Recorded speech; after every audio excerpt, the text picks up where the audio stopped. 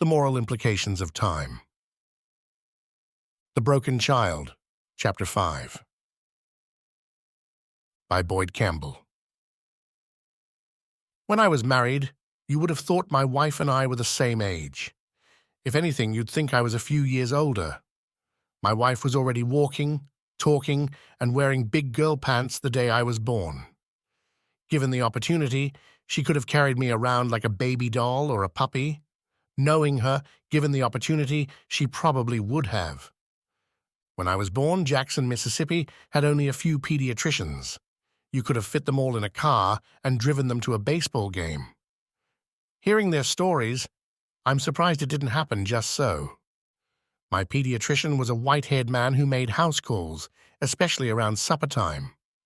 When I was born, if you mentioned Dr. Alexander, people would assume you meant the woman who ran Mississippi School for the Deaf, the woman who ran the Writing Dept.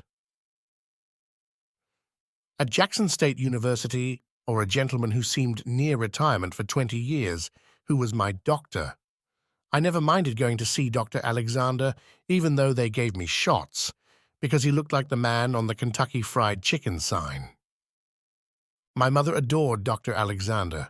She always said that she would have left my father and moved to Bora Bora with him if he had ever mentioned it. He never mentioned it. But making house calls, he sometimes asked, "What you got cooking in that pot?" Under Dr. Alexander's advice, when my brother caught chickenpox, she made sure I caught it too. It's best to get it over with, they reasoned. Fortunately, doctors were giving different advice when COVID came along. From the day we started dating until just last week, I regularly encounter people who were patients of my father-in-law when they were children.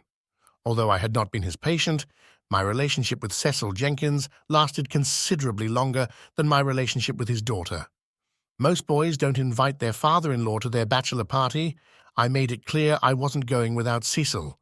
My loving spouse used to enjoy challenging me with questions of great scientific and moral implications. "How is it," she asked, "that God knows our fate if we have free will? If he already knows what we will choose and the implications of it, then is our will really free?" Certain sects of Presbyterianism in the South made considerable arguments about predetermination. They sometimes made a great production out of judging nearly everyone I knew, including my wife, which is probably why she engaged me in this conversation. My sister was put on a list of people destined for hell when she was a teenager by otherwise well-meaning people in a certain sect of Presbyterianism in the South. She's been praying about it and hasn't ended up in hell yet. There's still time if she puts her back into it. Large groups of United Methodists recently decided they no longer wanted to be united, so I can't really say we're in much better shape as a denomination than anyone else. I explained to my wife that the linear expression of time could be just part of the mortal condition. God, who created the universe, might not experience time like we do or at all. The closest we can come to understanding how God experiences time from our mortal perspective is that everything happens all at once. To him, there is no time. God experiences the choices we make and their consequences at precisely the same moment because there are no moments to him. We don't know why God preserves the aspect of free will, but he does.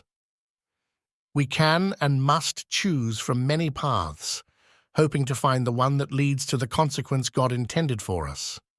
This perspective about God and time also explains some important questions about the creation of the universe in 7 days. To a being who doesn't experience time, 7 days doesn't have the same meaning it does to us who experience time. Since God was the only one who could share the creation story with us, assuming there might be some confusion between his message and how we interpreted it is not unreasonable. If we exist eternally in God's eye before we're made here on earth, then there are moral implications in a God who chooses the middle of 1963 in the middle of Mississippi for me to be born. Being born white and male to a middle-class family probably alleviates some of the negatives here. Still, Surely a loving God knew he was sending an unusually sensitive child into a world at the very moment it was catching fire. My mother was physically very strong. Her first 2 births went off without a problem. My mother began having children as the people in Mississippi began stoking the fires of change. The year before my brother was born, Emmett Till was murdered, and photographs of his bloated body appeared in Life magazine. To frighten off the waves of social change coming, the Mississippi State Legislature created and funded the State Sovereignty Commission just months before Jimmy was born in 1956. My brother Joe was born healthy and strong in 1959 with gobs of jet black hair that was almost immediately replaced by a shockingly white towhead that lasted until school started. He's still blonde now, but he has help. If I still had enough hair to cut, I'd probably seek help with its color, too. Still very young, my parents were determined to keep rolling the dice until the dice came up. Girl! Since Joe and Jimmy had been such easy births, my mother presumed she could do this as much as she wanted, and she wanted that girl. 15 months after Joe's birth, Mother was pregnant again. She decided to name the new baby either Joreen or Evelyn after her aunts or Martha after herself. If it were a boy, she would name him John Allen after his uncles. Double names are common in the South. A few months into the pregnancy, my mother's obstetrician made the shocking announcement that there were 2 heartbeats. Joe and Jimmy were expecting twin siblings. The naming strategy changed. If the twins were girls, they would be Joreen and Evelyn. If they were boys, they would be John and Alan. One of my mother's best friends was born a twin. She was excited about the opportunity. By this time, my father was the head of the printing division at Mississippi School Supply Company. Bob Heron regularly tried to lure him away to work at First National Bank, but my uncle made it clear he was looking to my father to replace him one day, not realizing how soon that day would come. My mother's health remained impeccable, and the 2 tiny heartbeats inside her were growing every day. One of life's great mysteries is that women can create human life from within their bodies. In Dune, Frank Herbert made much of this sort of mystical chasm between men and women. Whatever men have created in the history of the universe, we've yet to create a single human life. Mary Shelley had 3 children who died before their first birthday, before having one that lived. Her book about a man who creates life is said to reflect the children who didn't survive that she bore to Shelley, whose love was inconstant. After a clear blue day full of nothing but good news, my mother went to bed thinking that her life was the best. In the small hours of the night, she woke because pregnant women visit the bathroom quite a lot.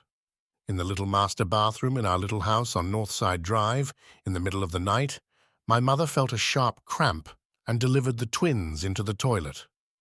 Cleaning herself the best she could, she went into the bedroom and told my father that she needed to go to the hospital. The babies were dead, and she was pretty sure they were boys. And I've known enough women who miscarried children to know that I've probably already written too much about this. My mother hadn't previously had problems with the postpartum depression that sometimes comes with childbirth, but losing these children sent her into a deep depression. She began sleeping in a separate bed from my father. My grandmother, who normally spent 6 months in Mississippi with my mother and 6 months in Georgia with her sister, stayed in Jackson to watch over my brothers while my mother worked on becoming herself again. In the first weeks of September 1962, my parents drove to Biloxi, Mississippi for the National School Supply and Equipment Association convention and stayed at the Broadwater Beach Hotel. There, they reconciled by drinking colorful drinks with paper umbrellas and listening to a jazz combo in the garden room. Under a Biloxi Beach moon, I was conceived. 2 weeks later, on Saturday, my mother and father walked from my grandfather's home on St. Anne Street to the Ole Miss V's Kentucky game at Veterans Memorial Stadium. The Rebels were winning. Most Ole Miss people considered Ross Barnett a bumbling idiot. He was. Trying to speak at an Ole Miss game before, he'd been booed. On Thursday, Barnett had made a secret deal with President Kennedy to admit James Meredith to the Ole Miss Law School. Reportedly, Barnett asked Kennedy to have the marshals hold him at gunpoint while Meredith was enrolled. Kennedy refused. During halftime of the Kentucky game, with the rebels ahead, the Pride of the South marching band played, while my mother and father, grandmother and grandfather, and my uncle, his brother, sat watching. Then Ross Barnett spoke. "I love Mississippi, and I love its people." 40,000 fans cheered him on. That night, Barnett told Bobby Kennedy he was having second thoughts about his deal with the president. While Ole Miss students drove back to Oxford, they found it occupied by thousands of people determined to block the admittance of James Meredith with their bodies if necessary. Kennedy would send as many as 5,000 troops. Monday morning, my mother made breakfast and drank coffee, listening to the radio describe the 2 dead and 300 wounded from what would become known as the Battle of Oxford. Feeding her 2 living children, it would be a few more weeks before she knew a 3rd child was growing inside her. 5 months into her pregnancy, my mother began to find bloody spots in her underwear. Fearing what happened before, she immediately called her obstetrician. 6 months into her pregnancy, the spotting got worse. The obstetrician told my mother not to panic, but he could no longer hear the baby's heartbeat. My mother swore she could feel me moving. Making a second examination, the obstetrician thought maybe he could hear my heartbeat, but he was unsure. He ordered my mother to observe strict bed rest. My mother spent the last trimester before I was born in bed, with her mother tending her and cooking for my father and brothers. Some days, she excitedly asked people to feel her belly to confirm they could feel me moving. Most of the time, they could not. They say that a baby born after a miscarriage is called a rainbow baby. My mother was praying for a rainbow. On Wednesday, June 12, 1963, the radio carried stories about the assassination of Medgar Evers at his home in Jackson. Concerns about a race riot were palpable and not altogether inconceivable under the circumstances. On Friday, my father packed a suitcase and moved my mother to the hospital. My arrival, alive or not, was imminent. On Sunday, Father's Day, my mother had been contracting but not dilating as much as expected. My father sat with Jack Flood, one of his oldest friends, waiting to find out if I would be born dead or alive. At this point, the fetal heartbeat was pretty clear, but nobody knew what condition I'd be in. There were considerable worries about a fetal heart condition. At supper time, my mother said she couldn't eat. The doctor said that at the rate the contractions were coming, it could easily be Monday before I was born. My father and Jack Flood walked to Primos, not quite a block away, to pick up hamburgers for themselves and soup for my mother in case she changed her mind about eating. When my father returned with a sack full of food, my head and shoulders were already in this world, and the rest soon followed. After cleaning me up, the doctor declared me a strong and healthy boy with no heart condition. In a world of fire with strife, I was born a rainbow baby.